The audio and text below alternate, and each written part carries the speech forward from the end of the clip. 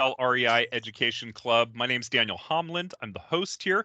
And today we've got a great guest, Mike Butler, who's got several books on landlording. And today's topic is landlording on Autopilot, the name of his book, in addition to any other advice and wisdom that he'd like to share with us. So again, this is June 4th, 2021. And Mike, welcome to the group. Thank you, Daniel. And Mike Butler here. I live in Louisville, Kentucky right now. I'm in Indianapolis, Indiana, and my family's up here. And my bride had scheduled a little mini vacation thing getaway because she's got our home rented out for the big bucks. But no, that's fine. And I'm using a $19 Logitech webcam. And let me tell you a little bit about myself. You're going to have a ton of information here that I'm not going to be able to squeeze everywhere into 60 minutes. But my elevator pitch, if you will, or story was, I'm the oldest of 7 kids who grew up in the south end of Louisville, Kentucky, just a few blocks from Churchill Downs. That's home of the Kentucky Derby. And I got hired as a police officer in my hometown. I had a full-time job doing long-term undercover police detective investigations on organized crime, murder for hire, contract killings, things like that. And I wanted something to supplement my pension because back then, our police pensions, you really had to get another job, even if you wanted to retire. So I looked at something, and without any training, without any coaching or mentors, I said, well, if I could start buying little 2-bedroom houses on my old paper route that I got when I was in the 7th grade to help pay for my PhD, my private high school diploma, well, then if I could have somebody else pay for it, put a little money in my pocket and get them paid off by the time I retired, they'd double my police pension if I had 3 houses. And so that's how it got started. I had less than $1,000 in the police officers credit union. And a long story short, I just was blown away by how easy it was, or at least I thought it was. And where I could buy something, it didn't cost me any money. It put money in my pocket every month. I did not understand tax benefits or that 7-syllable word called depreciation. And it was the 3rd year I was in it. I set a goal to buy 100 houses that year, rental houses, and I ended up buying 84. And so the point being was, and I've never gone to a bank to buy an investment property, not one time even to this day. And Money Magazine, I was featured in that. Can Real Estate Make You Rich? I was in Money Magazine 2 times since, a bunch of other shows and syndications and all. I still have a huge real estate operation right here in my hometown in Louisville, Kentucky. And I was invited to write a book back in 2005. John Wiley and Sons, publishers, contacted me and asked me to write a book.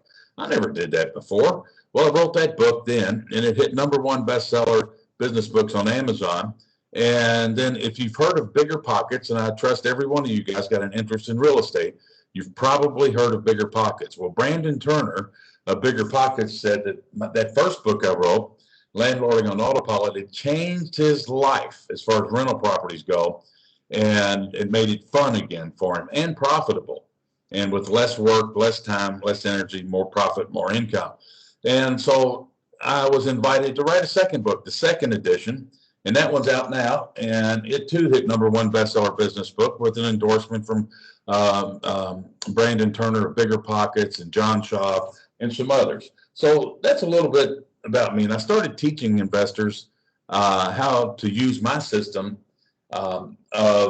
especially if you got a full-time job, how to make your first million with your job. Was my first boot camp back around 2000.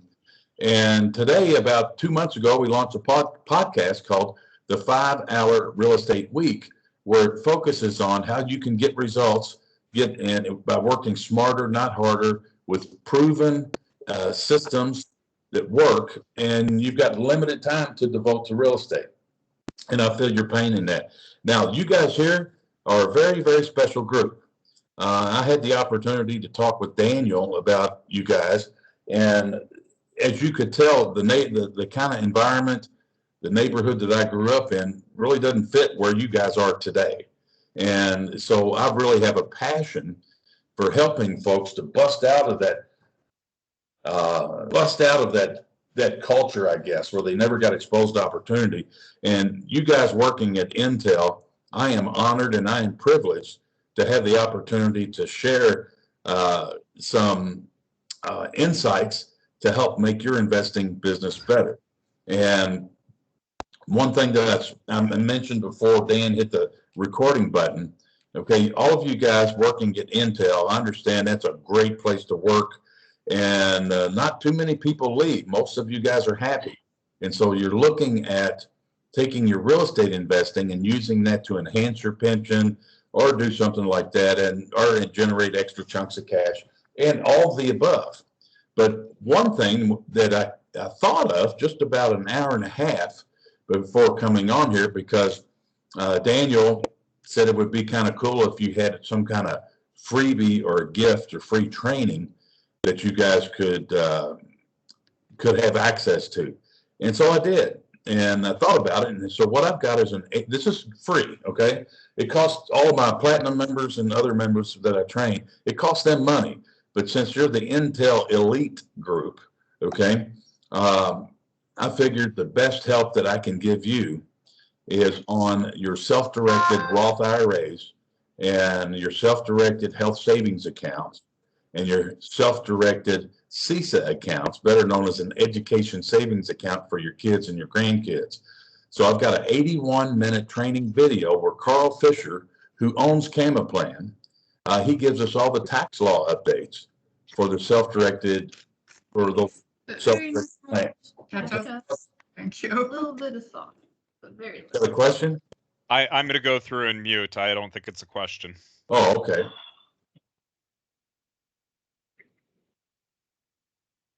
Okay. Also, there's no PowerPoint presentation here because I'm going to open it up and let you guys fire in some questions, and we'll try to cover about everything that you can. But I assume, based on what Daniel told me, you got good paying jobs, so you really don't need to produce more earned income or more passive income that you're going to have to pay income tax on. So if you guys are sitting pretty financially, most of you probably are, well then I'm telling you, let's not make this money in real estate and pay income tax on it now. Let's learn how to take that knowledge and expertise you have between your ears and use that. And your Roth IRA, your health savings account, your CISA account, they can buy real estate and own rental property. You might not have known that. You might get some advisors financially, oh, you can't do that. Yes, you can. Yes, you can. You really, truly can. So that's why I have that as a free gift for you guys. So if you want to open it up, Daniel, and maybe if you can find some questions, I'll be glad to do my best to try to tackle them. Sure. There are no questions yet, but I found you because I wanted to find somebody on the topic of landlording, and your book popped to the top. And so could you tell us a little bit about your book, Landlording on Autopilot, and maybe a tip or a trick or two from that book? Yes, absolutely. Okay. So the book is awesome. You can get it at Amazon, anywhere like that, and even on my website, and I'll autograph it for you. And in the book, when you buy the book, you're going to get free downloadable, customizable forms and some free investor training videos. But let's get back to some key points that are in there that really resonate with folks. Okay, what's that famous retail slogan? Okay, do you remember this one? The customer is always what, Daniel? The customer is always right, except when they are. Okay, now, well, hold on here. I'm sorry, that was my addition. So do you think that tenants are your customers? Most people do. They are a stakeholder. Yeah, there are others. A stakeholder. That's the first time I've ever had anybody tell me that. Okay, but you guys are unique. I love it. Okay, so customer's always right. Well, tenant is always. I don't think you can say tenants are always right, are they? So we got a little bug there. Okay, so here's the way it works. Think of it this way: not legally, but just mental relationship wise. Think about this. These folks that you call tenants, you're going to be giving them the key to your investment properties. Oh my gosh. Okay. So I think of my residents, I don't call them tenants because that's demeaning, but I think of my residents as employees. Now that paints a whole different picture there. So what's that make your rental application? a job application. Okay. Who does that make you? That makes you the boss, the employer, if you will. Now, have you heard of the Winn-Dixie supermarket grocery chain? I haven't. Okay, well, they were pretty popular in the Southeast for a while, and maybe like Kroger or Ralph's or things like that. So I got a job part-time in high school to be a bag boy at the supermarket, okay? And they put me in the back room where the lunch break area is, and I had to watch probably 3 hours of videos showing me how to sack groceries, okay? So when I finished watching the 3 hours of videos, then they bring in groceries back to that lunch break area with some paper bags, and I had to sack those groceries as a test. And only if I passed that test would I then graduate, get my green apron, and go up front and sack groceries for real customers. Now, that may sound a little bizarre. What's that got to do with real estate, Mike? Here's my point. For me to be a bag boy, I had to take 3 hours training. When I got started in real estate, being dumber than a brick, okay, didn't know what I was doing. I can't tell you how many times I would meet my new resident at the house, and I would have a copy of their lease and their move-in inspection and all this and that, and got a picture of their valid photo ID. Here, initial each page, sign this at the bottom here, give me that money, let me count it. Here's your keys, adios, bye. Does that sound familiar? Mm-hmm. Okay. That's not good. I didn't know any better at the time. But what does, if I change my mindset that this is a new employee, what's the new employee going to bring into our relationship? All of their past experiences with previous landlords. And that's all they know. Okay? So how about this? What we do is we schedule an appointment. A 60-minute appointment, just like a closing that you might have for buying real estate or selling real estate. We schedule that with our new resident, and then I have an 11-minute video called the Rent Talk video. Let's have a little rent talk. And it's 11-minute new tenant orientation training video that everyone has to watch. And that sets the stage and lays the foundation for how our relationship is going to work moving forward. Now, if you've got high-rise apartments in Manhattan and something, that ain't going to work, okay? But I mean, just Mayberry, USA, good solid rental properties.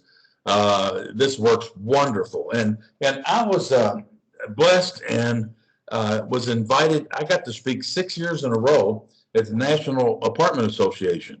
And the first year I was there, I did this little presentation on the Rent Talk video.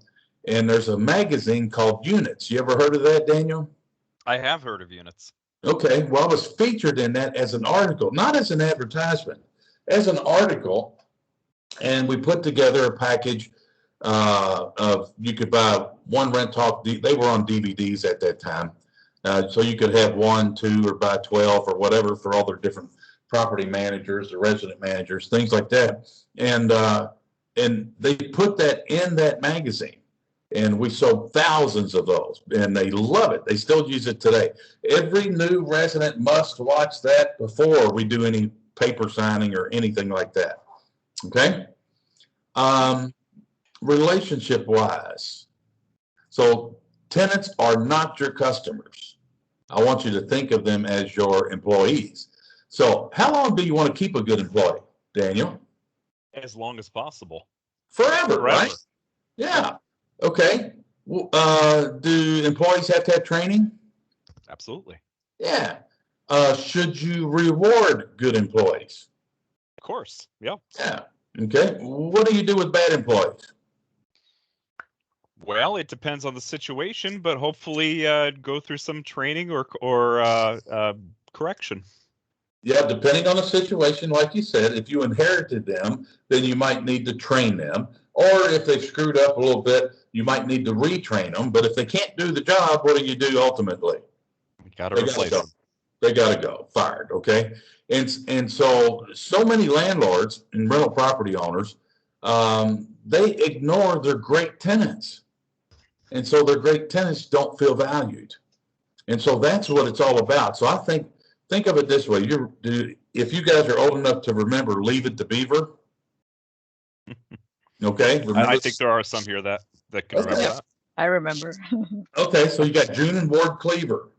Those are the landlords. Okay. Then you got Wally and Beaver and Eddie Haskell and Lumpy and whoever else. Those are your residents. Okay. And so that kind of explains to me, sets the stage on the relationship part that you ought to have with your residents. Okay. And so they're renting because if it's in Mayberry and it's a typical rental property, okay, they can't buy a house for whatever reason. Okay. They go to Aaron's Rent-A-Center and pay $22 a week to rent a toaster. Okay. So their personal financial training or what have you is far from being good. And it's not necessarily their fault. It's not their fault all the time. And it's hard. We can't really retrain that if that's what they grew up with. So when Wally or Beeve has a problem, they go to June or Ward. And does June and Ward rip their butt? No, June Ward listens to them. Well, what do you think about this, Wally? What about that, Beeve? Have you tried this? Da, da, da, da. So they help them work through their problems. So even with Wally and Beaver and your residents renting properties from you, if they have a sink that leaks, okay, that's not your problem. That's their problem. You're going to help solve it. Okay. Next up, in that Rent Talk video I was telling you about, there's like all these bad things are going to happen if you don't pay your rent on time. And if you're not responsible, if you don't do your job right, am I going to evict you if you don't pay your rent? No, I'm not going to evict you. Your behavior is going to cause your own eviction. Okay. So, I mean, I believe all this stuff is kind of simple, but when I got started, I didn't know any of this stuff. I learned it through experience, through the School of Hard Knocks. And I've got a pretty lengthy rental agreement or lease. And that's because every time I took a seminar in the real world, the School of Hard Knocks, I added another paragraph to my lease.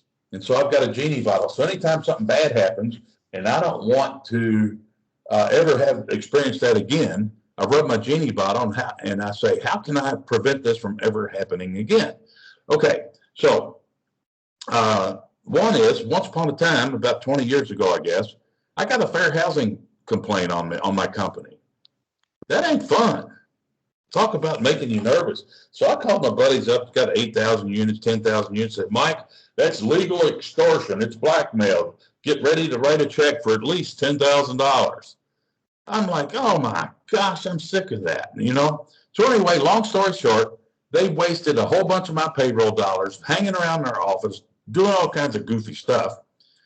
And finally, they ended up going over there, knocking on the door of the house that the lady said she was discriminated against, and she was basing it on race. The lady that answered the door, they said, do you live here? And they said, yes. Are you the tenant? Yes. Okay, same race as the one that filed the complaint. All of that for naught. So I said, okay, I hated this.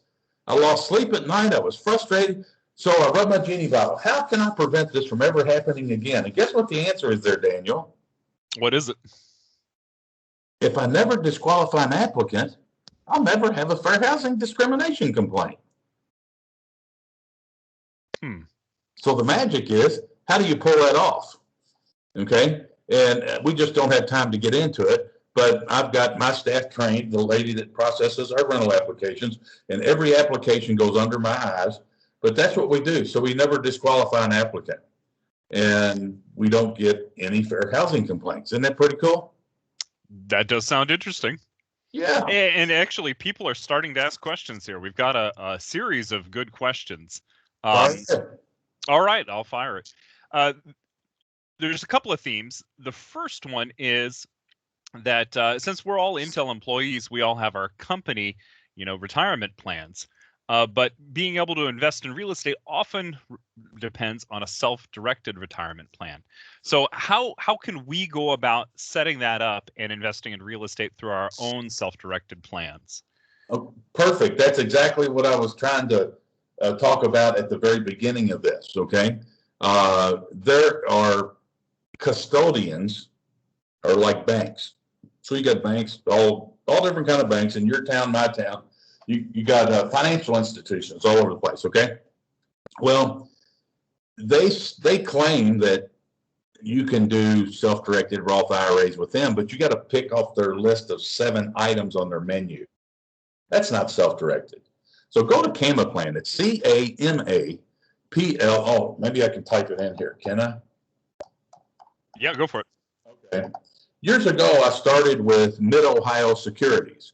Dick Desich owned that. He was up in Elyria, Ohio, and he and his 2 sons ran it, and then they get bigger, and they got bigger, and they bought more places. Well, today they're known as Equity Trust. They're huge. I still have a bunch of IRAs with them, okay? But Carl Fisher came along, and I've known him for 15 years. I learned more in one Saturday workshop from Carl Fisher than like the last 7 or 8 years of all of my training combined. And what's cool about Carl is he's got the cheapest fees and the cheapest annual fees for your investments. Now, it's got a wonderful staff. They got all kinds of training on there. And Carl Fisher is the one leading this tax law update on the tax law update that you're going to get for free. And if you can help me remember, Daniel, I'll throw in the recording of that full day Saturday workshop that I learned so much from. But camaplan.com is where you can go open it up and fund it. And imagine this, buying rental property with your self-directed Roth IRA, okay? Doing a wholesale deal, buying a fixer-upper, buying apartments, buying commercial property, buying a bunch of apartments. Your Roth IRA can own that stuff, and it's all tax-free profit and income for life. So that's pretty good. That's a good question there. I didn't catch your name, what Daniel said, but that's exactly what each and every one of you guys need to do. All right. We had multiple people actually asking it. Okay. So, and here's another one that multiple people have asked as well. What made you go from wanting to own a few properties to 86, and how did you finance that? Well, keep in mind, I've never gone to a bank to buy an investment property. And the neighborhood that I grew up in, it was low income, and I was the oldest of 7 kids. My mom died when I was 4, and Dad had 5 kids. And I can remember people from church bringing over boxes of used shoes, and my little brothers and sisters would fight and go through them and stuff. And I just didn't want that for my family. Whenever I grew up and got married and had kids, I wanted more. And so I just was kind of like Ricky Bobby in Talladega Nights, if you ain't first, you're last. And so everything I did, I tried to be the best at, and nobody could beat me. And so I bought my first house. It was on my paper route, the little 2-bedroom house. I still own it today. It rents for like $7.99. And I bought it and fixed it up in 13 days with my own hands. My dad taught me how to change the oil in his truck so I could save money when I change oil in my truck when I get older. And so you don't need to swing a hammer. You don't need to put, work on any property. You can hire somebody to do that, guys. Okay, you're too smart for that. And so I went out and bought me an old Coca-Cola maintenance truck, and I was going to do all the maintenance myself because I knew how. And then the house across the street, I saw people move out. Identical floor plan, identical house. And the people moved out. People were in there. They fixed it all up, made it nice. I saw where there were crews that went in there, fixed it all up. They put a for sale sign in the front yard. Well, I called the fella up, and he was going to sell or finance it. I didn't know what I was doing. So I bought that one, and all I had to do was change the lock. And I got it for a cheaper price than the other. And long story short, those first 2 houses there, I went and refinanced them. So the first house I bought for $17,000. Yeah, I was back in the 80s. Okay. But I bought it for $17,000.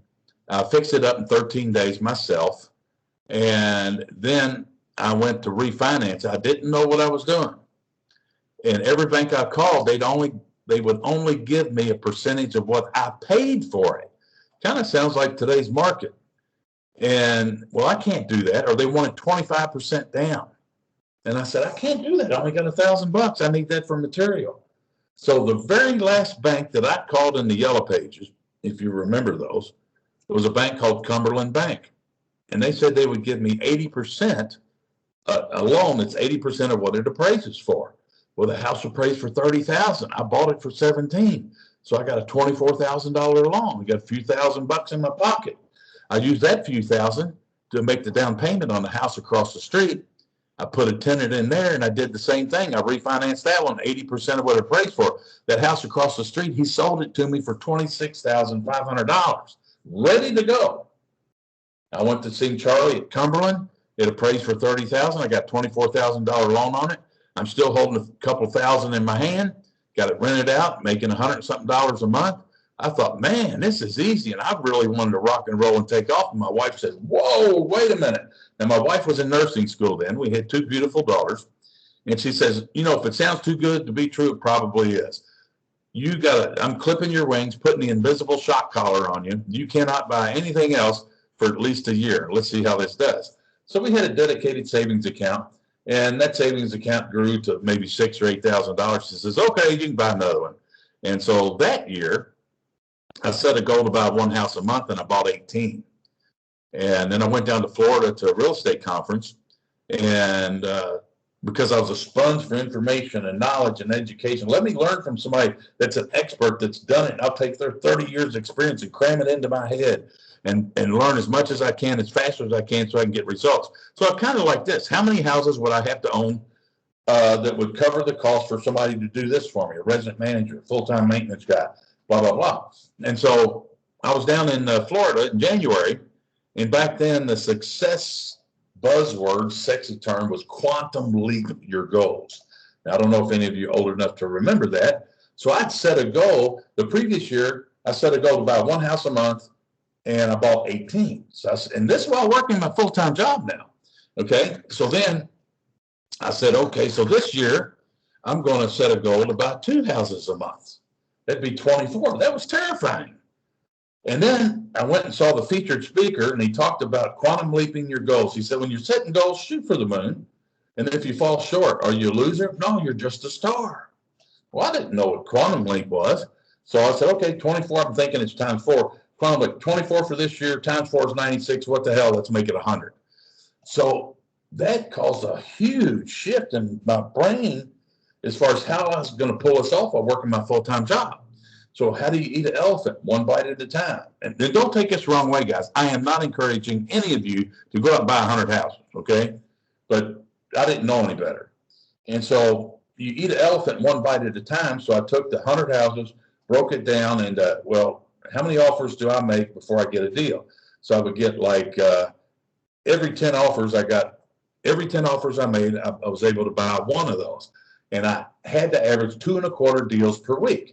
So that means I had to make 24 offers a week to average 2.25 deals per week. And that's exactly what I did. And I didn't get 100 that year, but I bought 84. And wow, and I did, and never went to a bank to buy an investment property. And if it ain't broke, don't fix it. I just kept doing it. And I just amassed a huge portfolio, hundreds of rental properties, which we still have today. So did that help answer that question? I think it did, and if not, feel free to put your questions in the chat. Okay. Here's a question which, being Intel, we've got to ask. But what technology do you use in order to automate systems and to put your landlording into Autopilot? Excellent question there. And I soon discovered I thought owning rental properties would be like owning stock. So you buy it, you fix it up, you put a tenant in it, and then you get mailbox money. That's not true. Well, landlording can be a huge time eater. Bookkeeping can be a huge time eater. Tax time can be a huge time eater. And so with me being aggressive as I was, I needed to have a system where I could keep my finger on the pulse of my business. And I would see so many investors who had full-time jobs like me get out there and do stuff, and they did not know. They'd use a traditional bookkeeper, think they were doing great, and then they crash and burn. So the 3 fatal mistakes of investors that I've seen over the years, here's the 3. Number 1 is cash flow. Okay, you got to keep your finger on the pulse of your business. And for example, think of an old steam engine train on a bright sunny day. Okay, in a steam engine, the more coal or wood you throw into that firebox, the faster the train goes, right? Well, if you get your binoculars out, you look down the road, down those tracks about 2 miles, you see the bridges out. Wouldn't you want to slow down? Well, these people who didn't have a system on keeping their finger on the pulse of the cash flow in their business, they didn't know. Well, they just kept putting more coal into it, boom, and they flew off into that broken bridge. I didn't want that. So I had to have a system that I was confident in that allowed me anytime I wanted to push a button to see where I am at on every rehab that I had doing, or every rehab that was in progress, the cash flow of the rental properties, my buying machine, all of that. And I couldn't find it. So I started using Quicken back around 89, I believe, and I blew that up with too many accounts and too many properties. And the people at Quicken said, well, go get QuickBooks. And I got a little brother that's a computer nerd, so I go to Office Depot then, and guess what I'm looking for? Like a typical investor, the cheapest version of QuickBooks. So that was 99 bucks. They had one for 179. My brother goes, get this one. It's called QuickBooks Pro. I said, but Mark, it costs $79 more. Get this one. So I did. I never had a QuickBooks accounting class or an accounting class at all for that matter. But then I started searching for property management software. And the only ones I could find out there were things like Yardi, and their competition. It costs like $17,000 a year for each user and all this. No, I wanted something simple for the owner operator. So what I did is I basically limped along and taught myself how to use QuickBooks. And when I run into a problem, like here's a problem I ran into. Back then, my office was my police truck, and we had bag phones. Remember those cell phones that were in a bag? And I had one of my tenants call me up. She was Wanda, 1004 Longfield, across the street from Churchill Downs. And she says, hey, Mike, sorry to bother you, but my kitchen sink is leaking. Can you send Tom over here to fix it? And I said, yeah, how about tomorrow between 4 and 6? She says, no, I'm playing bunco. How about the next day? I said, that's fine. I'll send him over there then. Oh, by the way, can you have him finish fixing my bathroom sink? And I said, Wanda, wasn't he over there 3 or 4 weeks ago? She says, yeah, he was. He took everything apart. He put a bucket under the sink, and he said, I need a part. I'll be back. Never seen him since. But I've already paid Tom because he said he completed that. Now, how's that make you feel, Daniel? I like it. No, it sounds pretty bad. I don't like it. Yeah. Sorry, I'm interacting on the chat. I caught you off guard. That's okay. But anyway, I'm getting torpedoed by my own guy. So here's what I said. Took my genie bottle out and I said, I wish I could push a button that would show me my work order report. Ones that are outstanding, not completed, blah, blah, blah, on one simple little screen. And I created that in QuickBooks. So what I did in QuickBooks is I have the Investor Books Pro system. I had to get my legal team with QuickBooks legal team to use their logos and all this kind of stuff.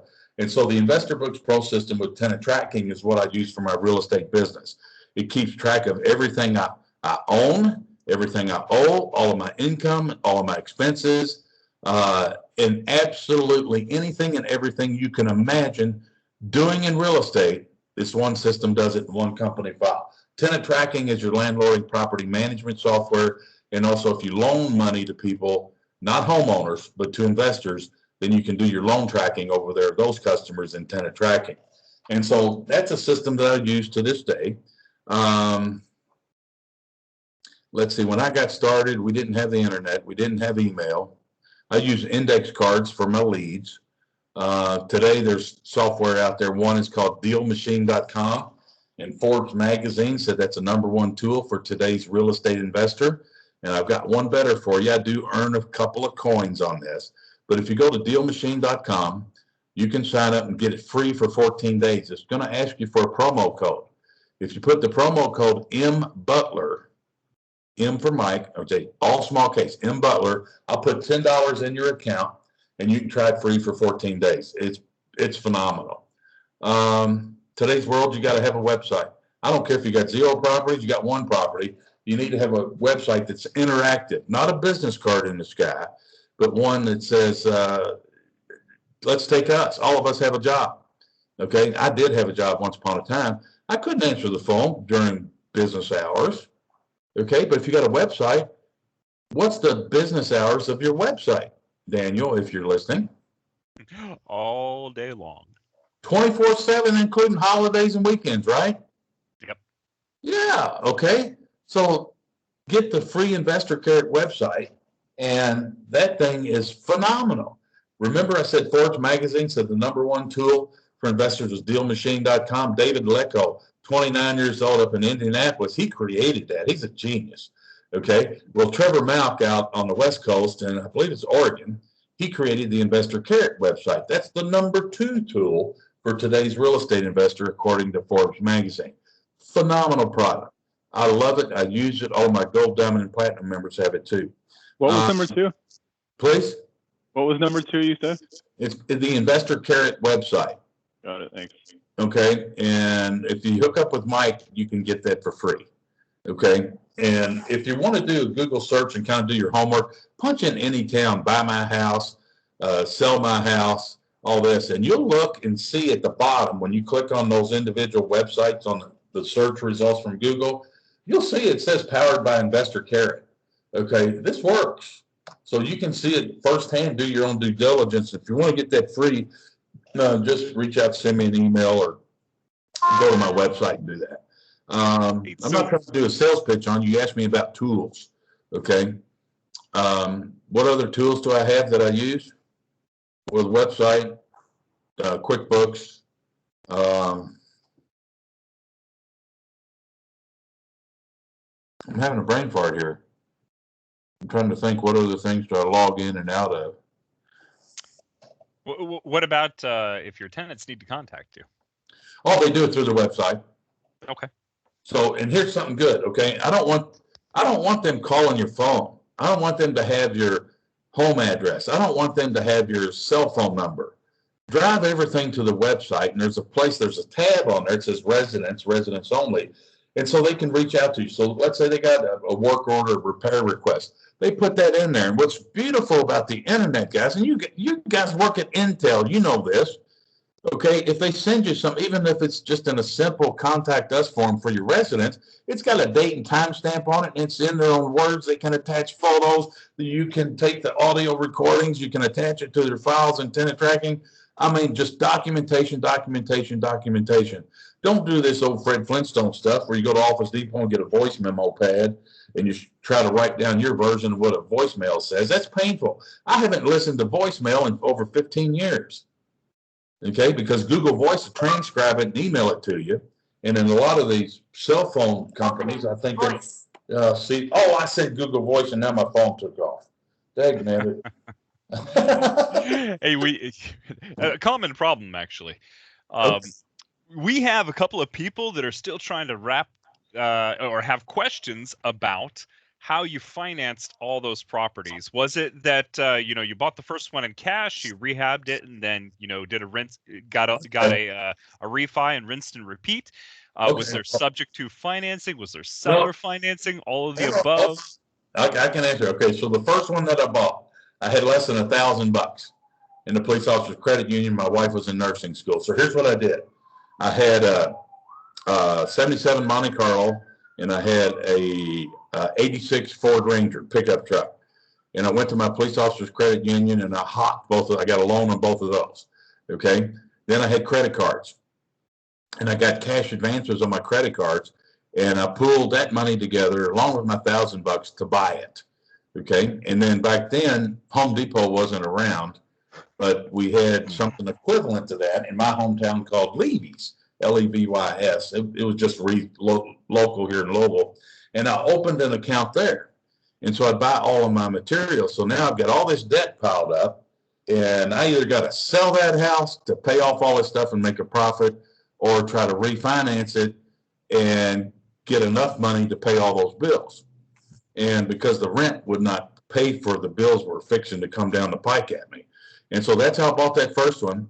And so I racked it up using credit cards, loans on the Monte Carlo and the Ranger. And then I got it refinanced, paid all that stuff off. And now I'm making $100 a month or more, $150 a month. And I got a few thousand in my pocket. And that was great. So I used that few thousand, part of that few thousand, to buy the house across the street where this old man offered seller financing. And I was lucky. I am lucky. It was a miracle. This guy was honest, high integrity, good guy. And it was $2,500 down payment, and he financed the rest. And then after I got that one and put a tenant in it, then I went back to the Cumberland Bank and I refinanced that one, paid off Ed, and now I've got two of them. Now, Ed Melton became my mentor, if you will. He encouraged me. He didn't teach me anything. He just encouraged me to go to my local real estate investor association meeting. And that's where real estate investors go and hang out. I was terrified to do that. I'm just a cop. I don't know anything about real estate investing. And so I put it off for like a year and a half. And then when I finally got up the courage to go over there and attend the meeting, I was just, my jaw dropped. Just how many people, the people that were in there were small. We had about probably 30 people in that meeting. And then I worked my way up. I got on the board of directors. I served 2 terms as president of the group. And then National RIA contacted me, wanted me to serve on the board of their board of directors. I told them, no, I don't want to do it. I got too much time on my hand, mainly because my wife died in 2004. So I had 2 young daughters I had to take care of. And so I remember being out in Seattle, Washington, teaching a class. And they said, congratulations, Mike. I said, congratulations on what? You just got voted onto the board of directors of the National Association of Real Estate Investors. Oh, no. And so I served 3 years on that. But what I would do is I would always got the deed. So when I would buy these properties, I guess my people skills were pretty good, because I would tell them, hey, I would try to get seller financing as much as I could. And I always got the deed. I didn't trust people to allow them to do the old contract for deed stuff. No, don't do that. You can get ripped off big time. I've seen it happen too many times with folks. But I always got the deed, always bought title insurance. And then if I had any money and I got them to agree to do some kind of seller financing, well, then they would always say, well, how much money you got for down payment, Mike? I said, well, that's a problem. I said, I only got about $1,000. And they said, oh. I said, if you take my $1,000, I can't do the deal, because then I don't have any money to do the repairs. I say, okay, well, I can see that. All right. And so then I said, and another thing, I got a full-time job, so I can't get this fixed and rented in a month. It's probably going to take me 6 or 8 months. So I need to go 12 months with no payments. And the very first one I pulled that off, I forget what house number that was, as far as what deal number that was. But they agreed to it. They let me go 12 months with no payments. And they seller financed it. And what it was a partnership of an appraiser and some other fellow who went in to buy this house and make it a rental property. They put Section 8 tenants in it. They destroyed the place. They were both fed up. It was a money pit. They just wanted to unload it. And so that's how I was able to put that deal together. I said, holy cow, they're super motivated.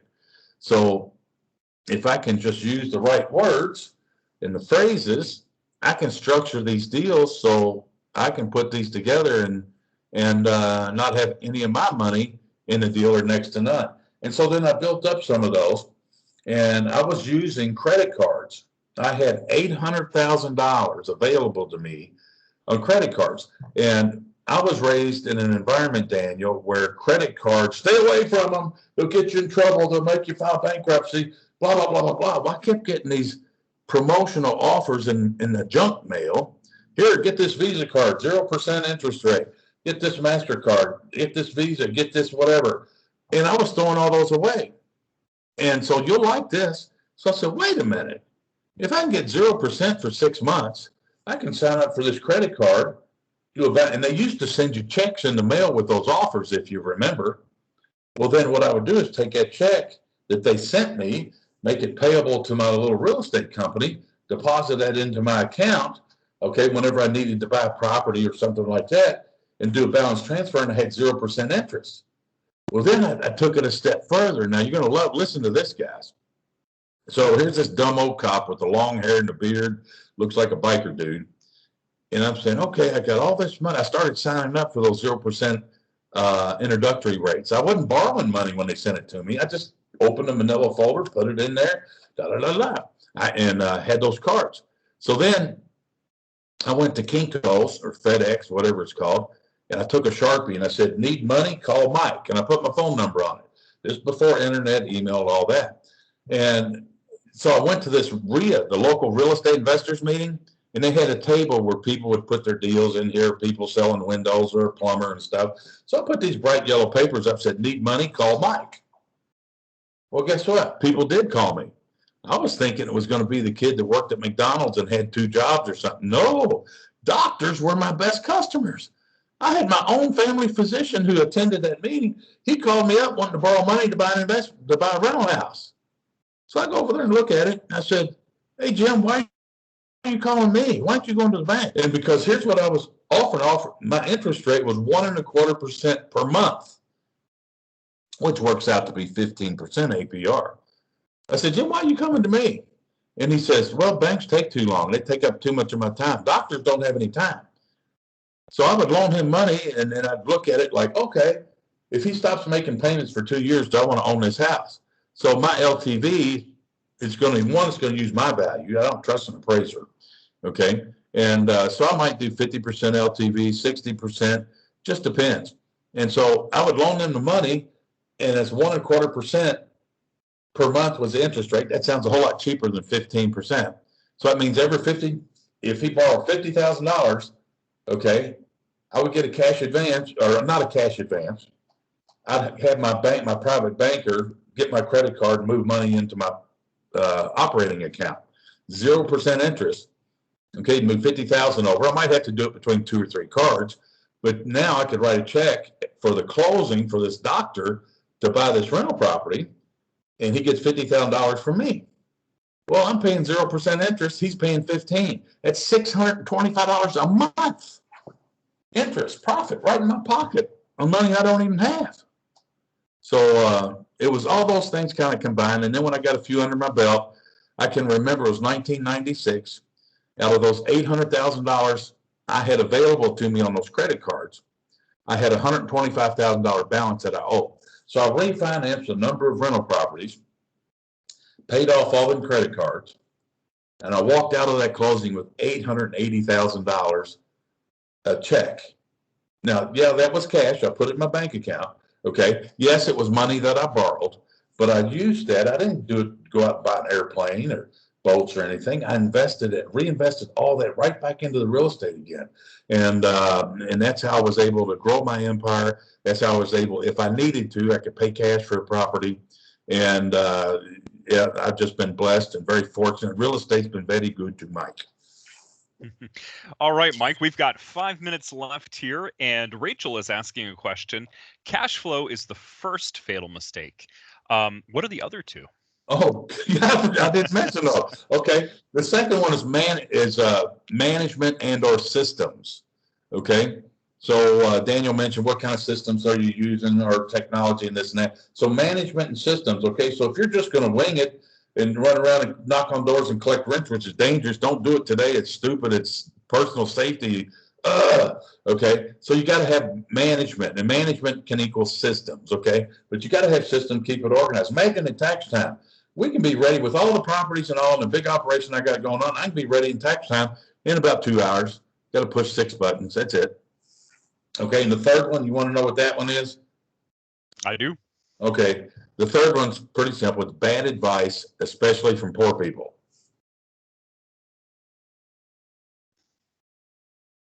All right. You got any examples of that? Yeah. Okay. You might meet some folks. You might say, hey, I'm going to get me some rental properties to supplement my pension.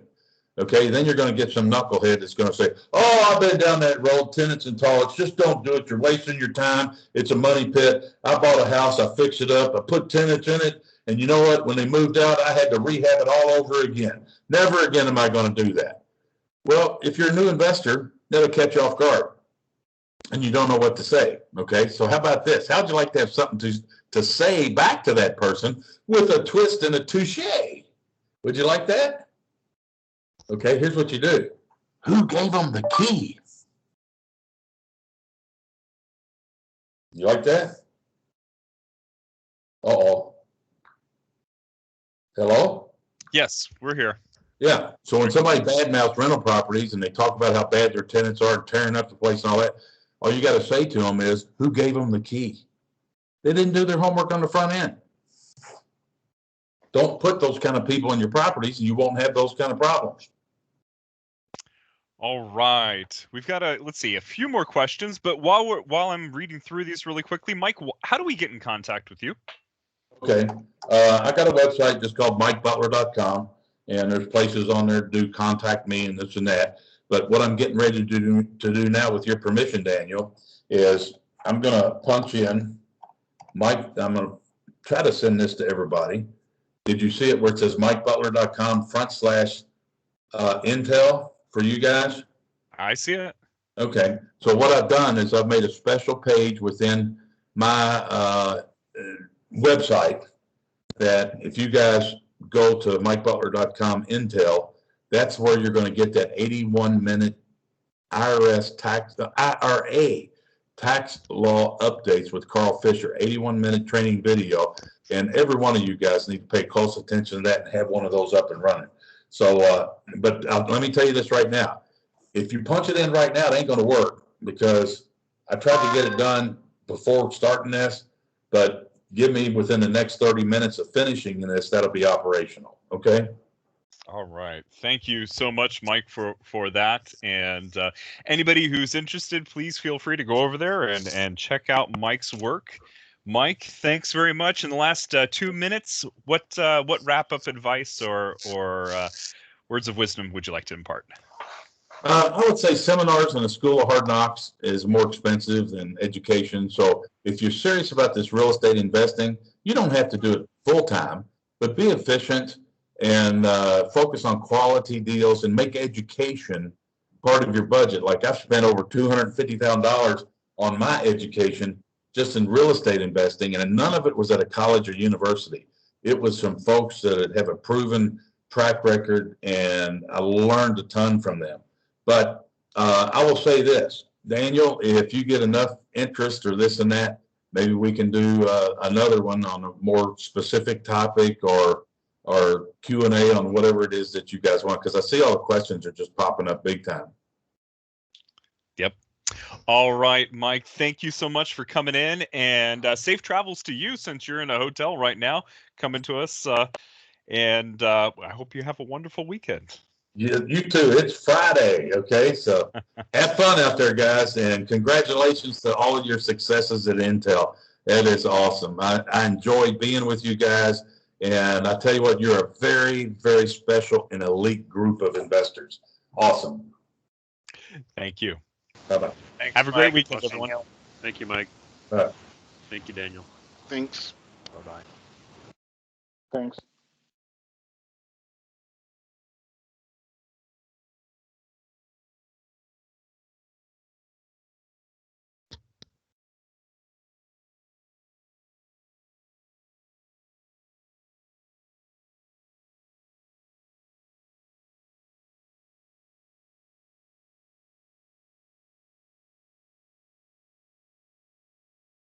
All right, and I'll close the meeting off.